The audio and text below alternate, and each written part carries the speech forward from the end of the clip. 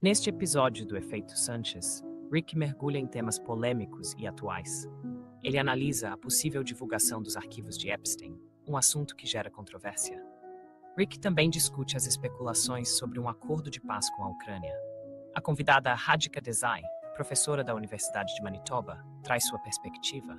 Ela critica a política de bravatas vazias de Trump, que surpreende e recua. As opiniões se entrelaçam, criando um debate intenso e instigante. A professora começa sua aula com uma afirmação impactante sobre os eleitores americanos.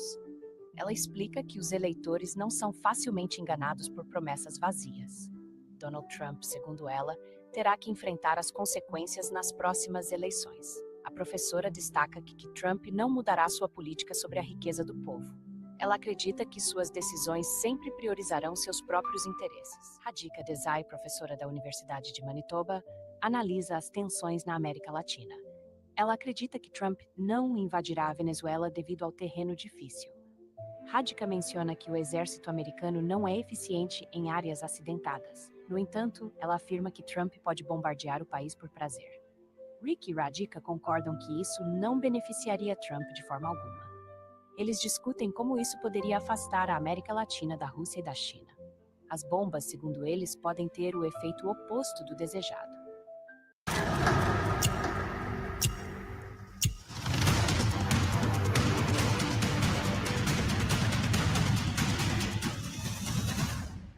Here are the three things that we need to talk about today.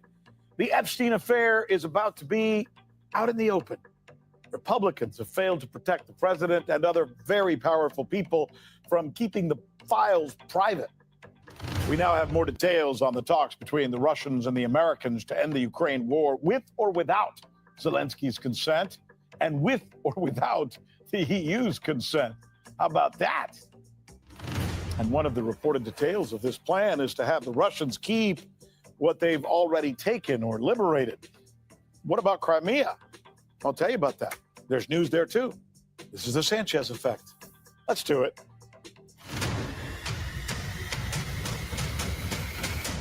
And hello again, everybody. I'm Rick Sanchez. Happy Thursday. I got to tell you something. I didn't think this could happen, but damn, it's happened. And here's the headline. The House and the Senate have passed a law forcing the Justice Department of the United States of America to release the Jeffrey Epstein files. And that can and likely will be something that will open Pandora's box of secrets that might have some very powerful people all over the world shaking in their proverbial boots, because now people are going to find out what they may have done with Epstein. And you know what's truly bizarre about this bill? It was forced through because some boisterous Republicans got together with some stubborn Democrats to make it happen. Look, it's a rare day in America when Republicans agree with Democrats on anything. But here they are. Here's Democrat Ro Khanna, Republican Marjorie Taylor Greene, Republican Thomas Massie, who pushed this measure through. The truth is finally going to come out. And when it comes out, this country is really going to have a moral reckoning. The founders set up our government with three branches and two branches of Congress. And I don't think it's any coincidence that this fight is being started and it's being won in the House of Representatives. I have people, other survivors of other sex crimes, who come to me and say, thank you. You give me hope. You give us hope.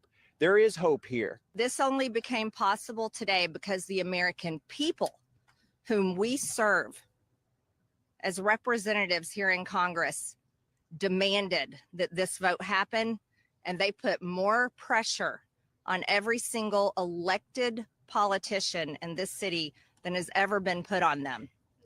You know what's funny about this? Even in death, Epstein's influence seems so far impenetrable. These are the givens that you already know about him, right? He enticed many of the most powerful people in the world into his abusive and illegal scheme. His ties to Israel, come on, undeniable. So are his ties to the President of the United States. And there's one other thing. Even as he was about to be arrested and placed in a cell where he would later die, he still, in that very moment, was able to influence Congress. This is crazy. I'm going to show you some remarkable video. It's prepared, props to the Washington Post, where Epstein is texting a U.S. representative and telling her what to do as she questioned Donald Trump's fixer, Michael Cohen. You got to see this. So here's what we did. On the bottom of the screen, you're going to see Epstein's texts as he's sending her texts in real time, as he's watching her in Congress, because this is televised. It begins, by the way, it begins with him scolding her for chewing gum while in Congress. Here, watch. Here it is. And while we were once driving through a struggling neighborhood in Chicago, he commented that only Black people could live that way. Attorney-client privilege, yes, I will turn it over. You, as my friend Mr. Meadows pointed out, misled this committee even today in a written submission that contradicted your testimony. You have suggested you are going to review that. Did you review? Are you going to review it in our next break to correct the record, yes or no? Yes. Question, you helped out the president's campaign or were involved in the campaign as a representative, as a spokesman, even in your words today. It was your idea for the campaign dating back to 2011. Is that accurate, yes or no? Yes. Mr. Weisenberg and other individuals, Ms. Rona. Who are those individuals? Are they with the Trump organization? They and are. Are there other people that we should be meeting with? So Alan Weisselberg is the chief financial officer. Uh-huh. The You got to Trump quickly give us organization. as many names as you can so we can get to them. Yes, ma'am.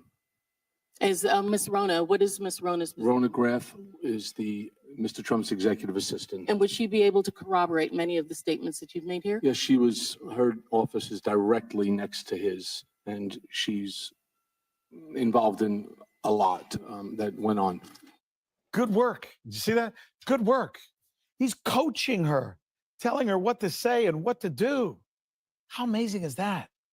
Epstein sitting in front of his TV directing a U.S. representative while Congress is in session. I mean, how powerful was this guy? And is this the real story here that we still eventually need to find out when all the files and are finally released and the real story unfolds? Yeah, look, sure. Lurid details about sexcapades involving politicians, including possibly the president of the United States, will no doubt fuel the headlines for quite some time. But even more important is the power that this guy wielded, what he was able to do to change things with that power. Let me tell you what I've learned about Epstein. He was able to influence the courts.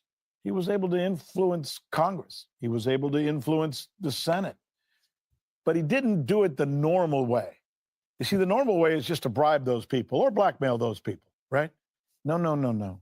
He did it by bribing the people who bribed them. Yeah. He owned the donors, right? The people who really run America, most would argue. In other words, he didn't work the puppets. He worked the puppet masters. And that is, in the end, why this vote by both members of Congress and members of the Senate is so surprising. What those unseen files may reveal are the names of the people who feed those members of Congress and those members of the Senate the money that keep them in office. And that's why the political implications could be far-reaching, maybe even game-changing. Stay tuned.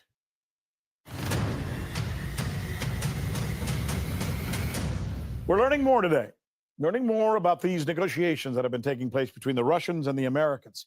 This is important stuff. Conversations that have been occurring without the knowledge of most of us in the media. I didn't know. Without the knowledge of Europe's elites and the EU, without the knowledge of NATO, and most importantly, without the knowledge of Vladimir Zelensky, nor members of his government. Think about that last one for just a minute. That means Zelensky is being snubbed by the White House while he's losing the war with his soldiers deserting in droves and is at the same time embroiled in a scandalous corruption scandal, right? Strike one, strike two, strike three. Are you out of there? That's why both the military and the geopolitical analysts are describing Zelensky's condition right now as near fatal. one has to wonder, is this that suddenly within Ukraine on its own, their counter embezzlement functions and their anti-corruption groups or whatever just suddenly found up all this stuff and it's bubbling up? Or, and I think this is the more plausible anyway, that the United States and or the West, or some combination of the two, have been telling Zelensky, you're going to have a negotiated settlement. You're going to get this, what we always call the ugly deal. You're going to take the ugly deal, or we're going to take some other action. And if Zelensky was balking on that, if he was not being willing to do it, then I think they said, and by the way, we know about all this corruption, and believe me, we know about this corruption. We can bring this back on you. We're going to expose your right-hand men, and if you still don't make any action, then we're going to expose you. Can you imagine if that conversation's taking place or has taken place already with Zelensky? By the way, some of Russia's headliner politicians, they're not holding back. This is a scathing and very public rebuke I'm about to share with you. It's Dmitry Medvedev. He is who's known for these kinds of things, by the way, I should tell you. But he's calling Zelensky, quote, Kiev's killer clown. And he suggested that the walls, like Danny Davis just said, are closing in on him. A few days ago, I said that the killer Kiev clown, or KKK, could still jump up and down on the support line of the West, but the pustule in Europe would have to be burst anyway. Looks like the festering is progressing more quickly than could be expected. It's not just an abscess bursting open. We're talking about the Banderite regime developing gas gangrene, which means it will have to self-amputate and remove the rotting part of its body. Otherwise, the ugly KKK creature as a whole will face imminent death. Oh well, good riddance. And the success of our armed forces is the best catalyst for its painful and inevitable demise. Sounds almost Pushkin-esque, huh? That's some writing. Here's what we know so far. U.S. envoy Steve Witkoff and Russian envoy Kirill Dmitriev have been engaged in conversations, and apparently they're working their way through 28 points to bring about the end of the war in Ukraine and better relations between the two nuclear superpowers, the United States and Russia. What about the specifics, right? All right, first, neither Washington nor Moscow is going to give any official comments on the specifics of this plan so far, but there is some reporting on what those specific points are. Here, let me take you through some of them. Ready? Number one, and again, let me underscore that neither the White House nor the Kremlin have confirmed any of these, but here we go. It's being reported that the draft would require Ukraine to make very large concessions by having to recognize or at least tolerate Russian control over occupied territories, and those territories could or would include the Donbass as well as Crimea officially. Here's number two. Ukraine would have to significantly reduce its armed forces, essentially relinquishing longer range and offensive categories of weaponry. Makes sense. Number three, Ukraine would agree to barring certain international military units from operating on Ukrainian soil. In other words, you know what?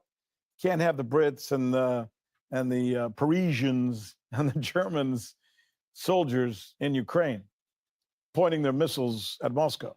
No way. That's what started this thing in the first place. Many Russians in the government would argue. There's also some reporting, by the way, that Mr. Trump has already signed off on the proposal brought back to him by Witkoff, which is interesting. As for the Russians, they're saying on the record anyway that there are no new developments to report. They remain tight-lipped. Can you blame them? After the fiasco, the thumping, the media sabotage both they and the Trump White House received after trying to negotiate out in the open the last time, you remember? The Alaska summit was a disaster. That's why this time they're keeping the talks private. Okay, after a short break, we are going to discuss some of these peace plan deals, some of these details, and all the machinations that involve them, as well as everything going on with Epstein. Boy, what a story that's turning out to be, and will continue to be, with Radhika Desai. She's a professor at the University of Manitoba and the director of the Geopolitical Economy Research Group. She's also my friend, and I can't wait to talk to her. She's coming up next.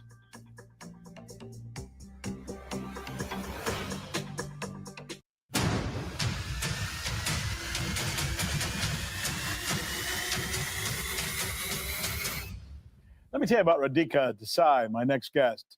She's the professor at the University of Manitoba. She's the director of Geopolitical Economy Research Group, and she happens to be one of the smartest people I know. And I happen to have spent a good long while with her.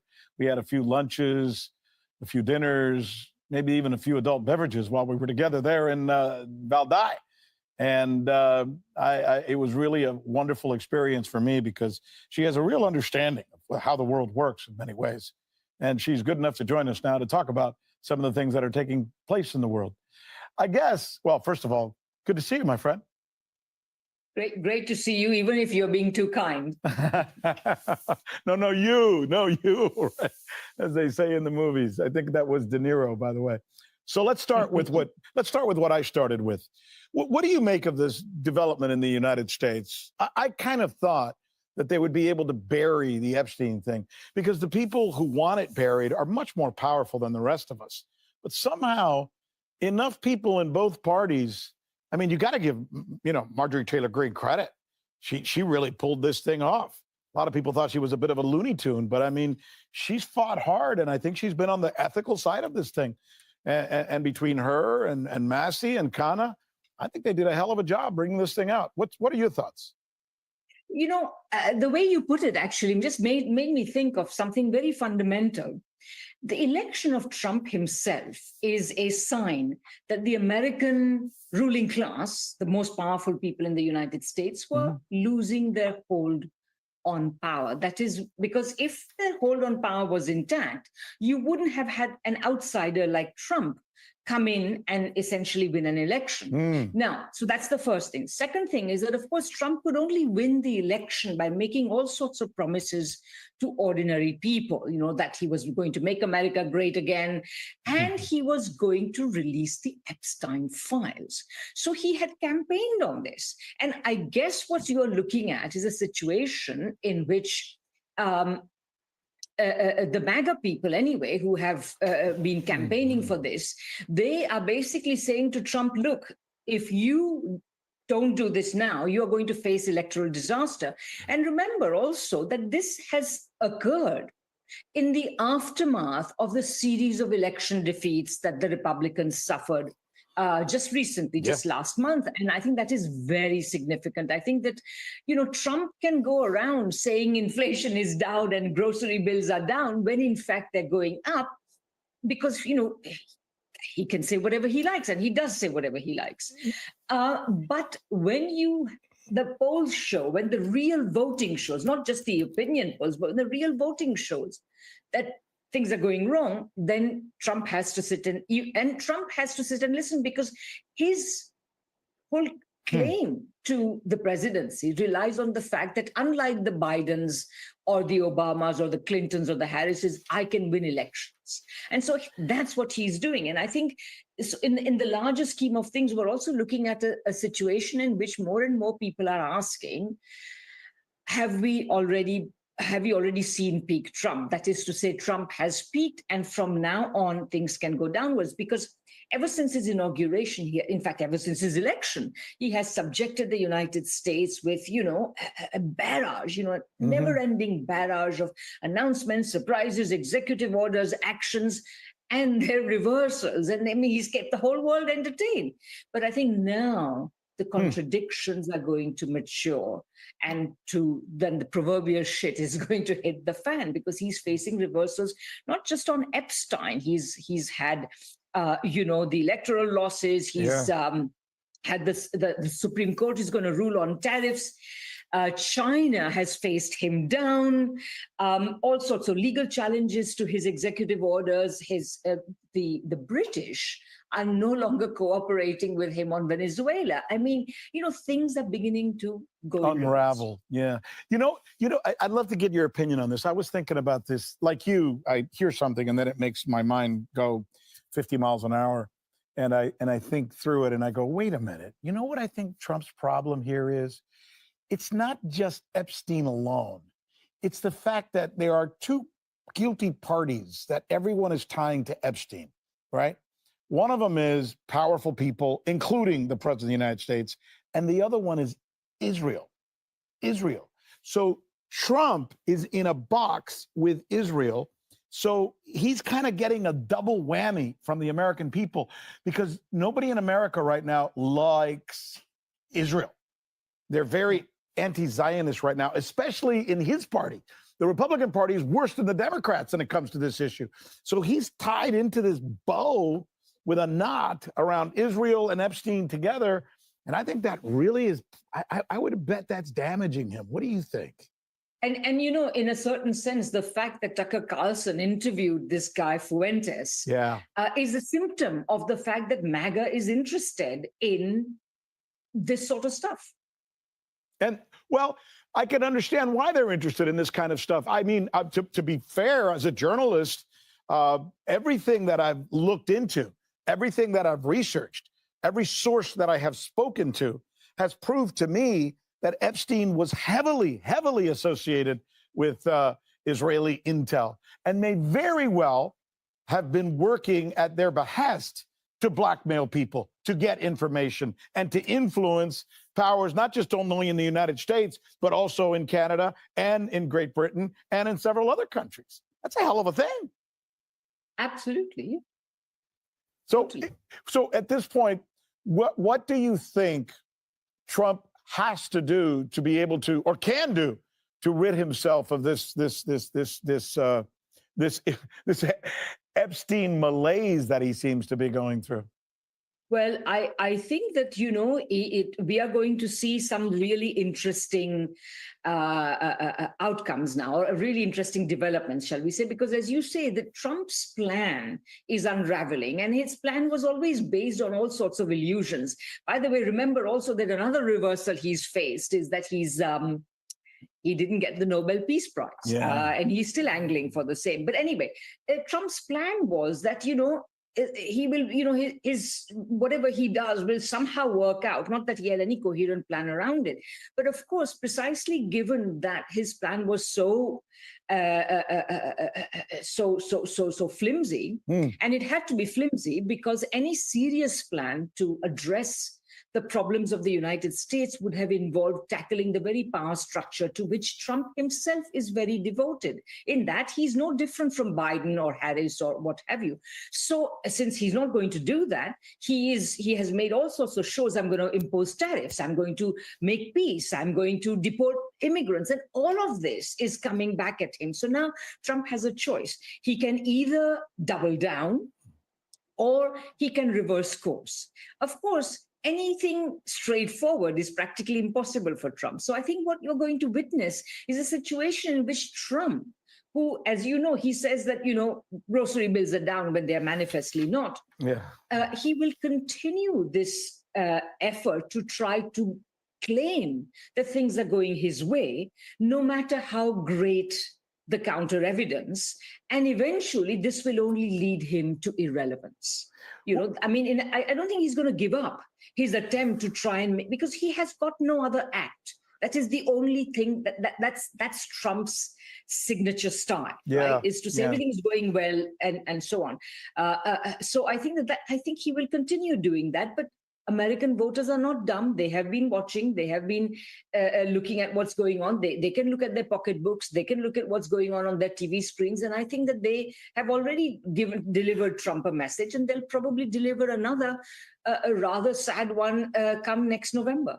This is something you and I talked about when we were together in Valdai, but do you at least give him credit for partially bucking the neoconservative game plan?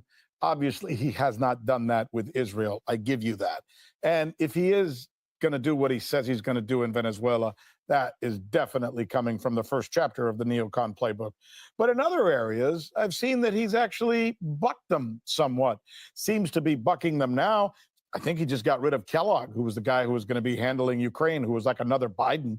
And it seems to me that if he's able to pull this Ukraine thing off and end this thing on reasonable terms, then I would have to give him props for that, right?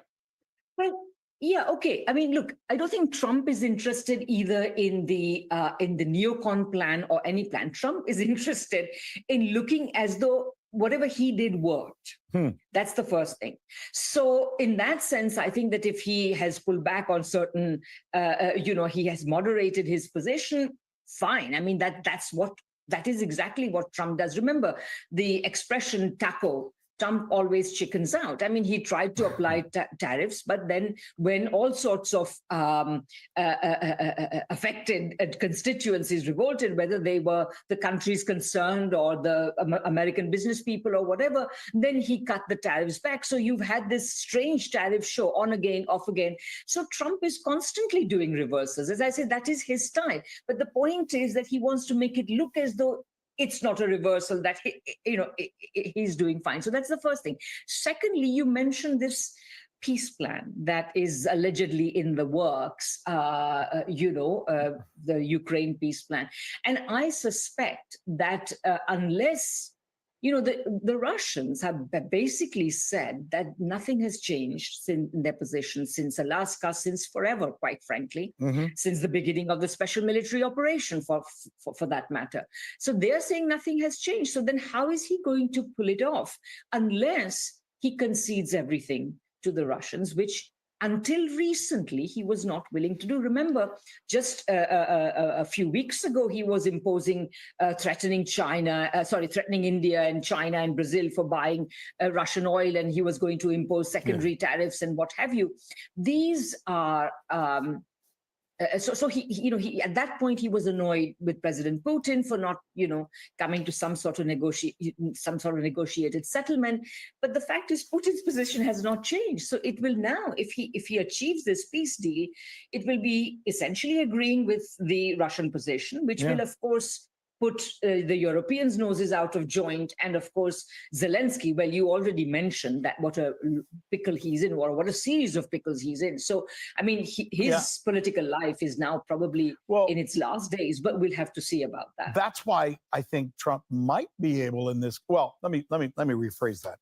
I think if there's ever been an opportunity for Trump to be able to pull something like this off, it's now. And the reasoning is, as you just alluded to, the extremely weak position that Volodymyr Zelensky is in right now. I mean, it's the conditions on the ground that are suddenly helping Trump. Zelensky's very tainted by the corruption scandal, tainted by other potential corruption scandals that are now coming up, tainted by the fact that his own polls show his people are not very happy with him, and tainted maybe most of all by the conditions on the front lines of the war. He's getting his ass kicked. That gives Trump Trump likes a situation like that. For Trump, the world is very simple. This guy's strong, this guy's weak. This guy's a winner, this guy's a loser. That's the way he sees the world. So in his mind right now, Russia's winning, Ukraine's losing, I'm going to go with the winner. I kind of think, I think it's that simple. I mean, I think definitely Russia has made important gains in the last many weeks since Trump imposed his secondary tariffs and said, he was annoyed with Putin and so on. So, to that extent, I think you're right. I also agree with you, of course, that if he's going to come up with some sort of agreement, then right now he's in a stronger position than before. But let me say one thing, which is that I think that in that case, Zelensky being in a weak position but remaining president is probably more useful to him, because you don't know who will replace Zelensky. Will it be some even more hardline figure who is, not going to negotiate, etc.? So we'll have to wait and see. But, I agree that, but what I'm saying is that it is not,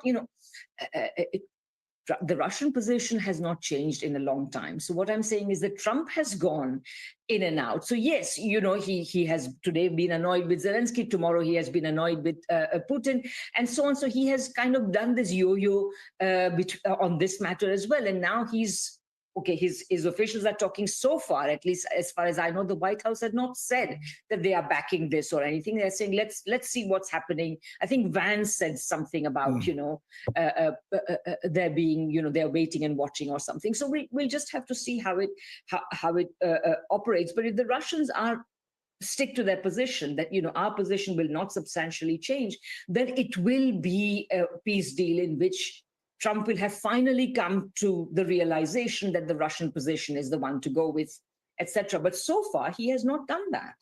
Well, speaking of Vance, I'm glad you mentioned them because I'm thinking about Canada, I'm thinking about the Europeans, I'm thinking about all those other countries that surround the United States or look to the United States for leadership. And they're in a weaker position than I've ever seen them in my lifetime.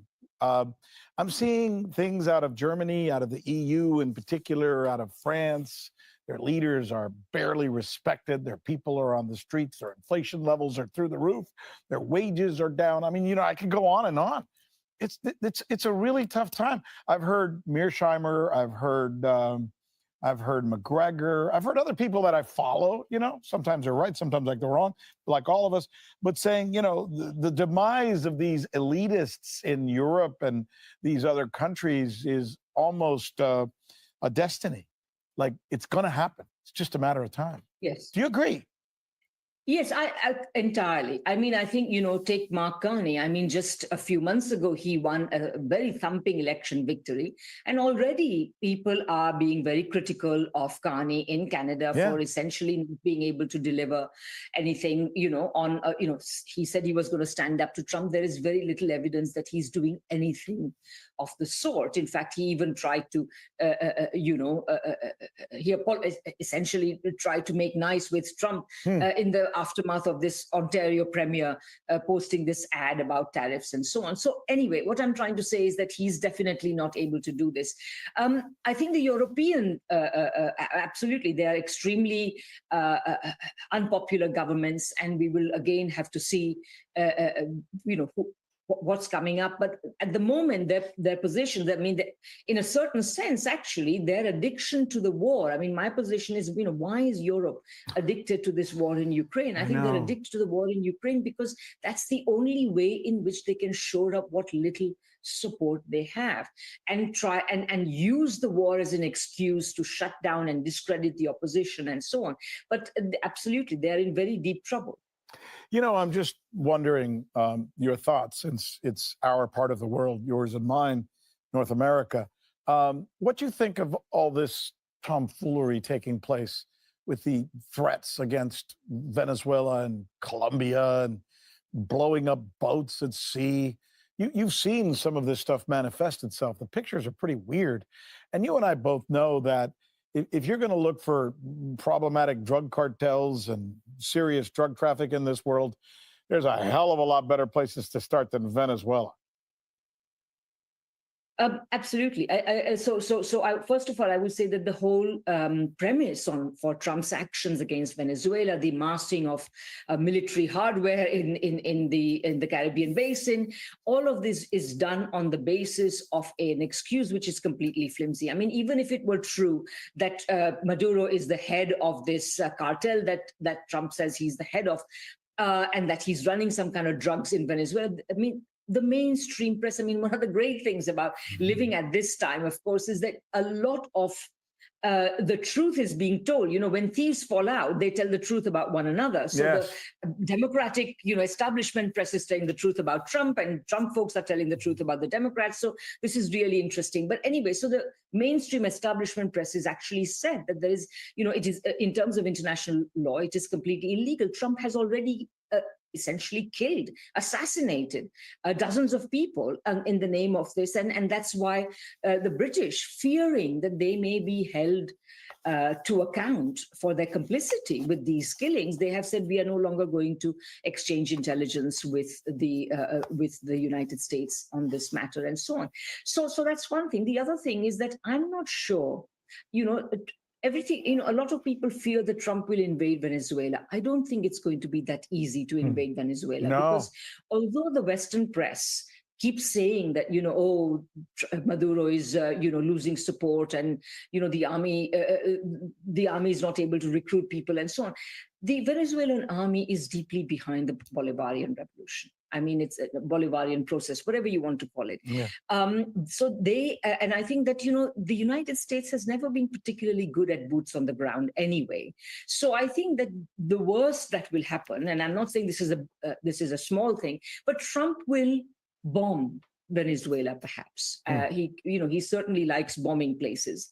But beyond that, I'm not sure that he can effect regime change and so on. So I think that, I think this is a lot of, and I think also with these actions, he's discrediting himself in the eyes of the Americas as well. One of Trump's priorities is to reduce the extent of Chinese and, for that matter, Russian influence in Latin America. Well, I think that he may very well end up inadvertently increasing it. It's funny, listening to that, I recall conversations I've had with people who I know inside the Trump administration early on when he was first in being elected or had been elected. And they told me that Latin America is going to be important. That's a new initiative. They need to go in there and somehow try and fight back against what the Chinese have done in Latin America, what the Russians have done in Latin America, what the Iranians have done in Latin America. They've gained influence and respect in that region. And somehow the United States is going to have to figure out a way to combat that. I got to tell you, just listening to you, the way you just described that right now, if this is their way of combating that, it is the wrong way to do it. Because this reminds everybody I know. I'm from Latin America. It reminds all of us from that part of the world of exactly what the United States and the CIA did for the last 100 years. And it was the wrong way. And it's the reason that a lot of people in Latin America and other parts of the world are kind of embracing the Chinese and other countries as they come in and they say, well, at least you're not going to do it through force, right? And I think that's the mindset that is being missed in the White House. My humble opinion.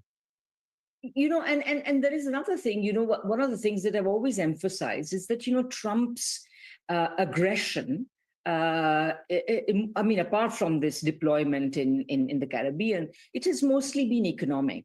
But this economic aggression is also not working. I mean, basically, Trump has had, the importance of the tariffs would only work if the United States was a really big importer of goods from all over the world.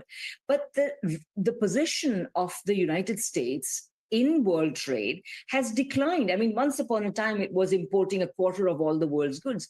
Today, it is about half of that. The most recent figure I have read is 13% of imports. And of course, the tariffs are only going to reduce that share even more, because what does it mean when you impose tariffs? It says to the rest of the world, we don't want to import any more from you. Well, in that case, the world is going to say, fine, even Canada.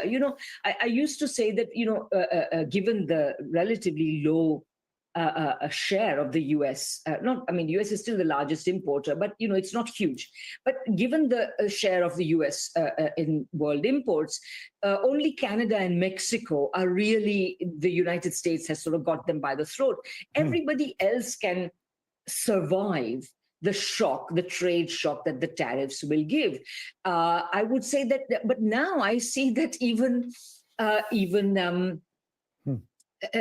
Canada is now increasingly diversifying its trade, because no matter how much Carney would love to suck up to the Trump administration, and I do believe he'd like to do that, no matter how much the Canadian ruling class would like to do that, because they cast their lot with the United States back in 1988.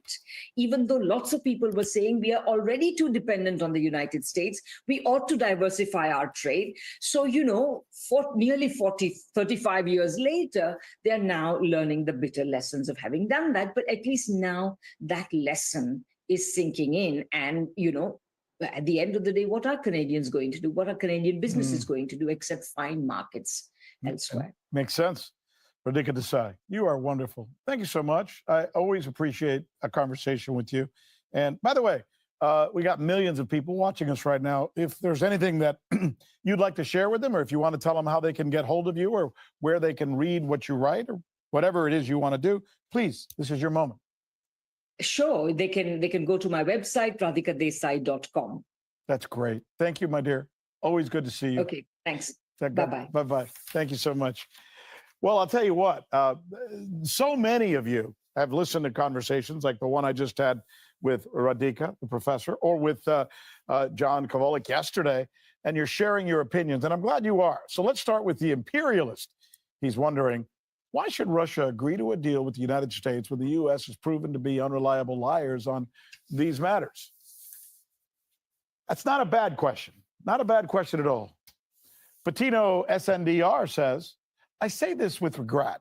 As long as the military-industrial complex has its hands on all of this, there will be no peace. Referring to our conversation yesterday about the peace plan being discussed by Mr. Witkoff and Mr. Dmitriev. Eve228 says, this expert, this is John, who we spoke with yesterday, this expert thinks Ukraine's EU membership is the key issue and not NATO membership. That's what he said. That's what he said. I disagreed with him too, but that's what he said. Miro Saw says, she's thanking us and saying, very informative, as usual. That's nice. Thank you so much. I'll take the compliments too. And the good and the bad, as they say. Listen, I love hearing from most of you. No, I love hearing from all of you. You're the ones who criticize me. Keep it coming. We're all for it. Good, bad, indifferent. We're glad to be able to hear from you. When we read what you write, obviously, you can go to Journalistically Speaking. It's on YouTube. Journalistically Speaking with Rick Sanchez, and let us know what you think. Or you can go to X or Twitter. There I am, Rick Sanchez TV. That's my handle, Rick Sanchez TV. Thanks for being with us. We'll be looking for you next time. And thank you for, well, allowing us into your home. Good night.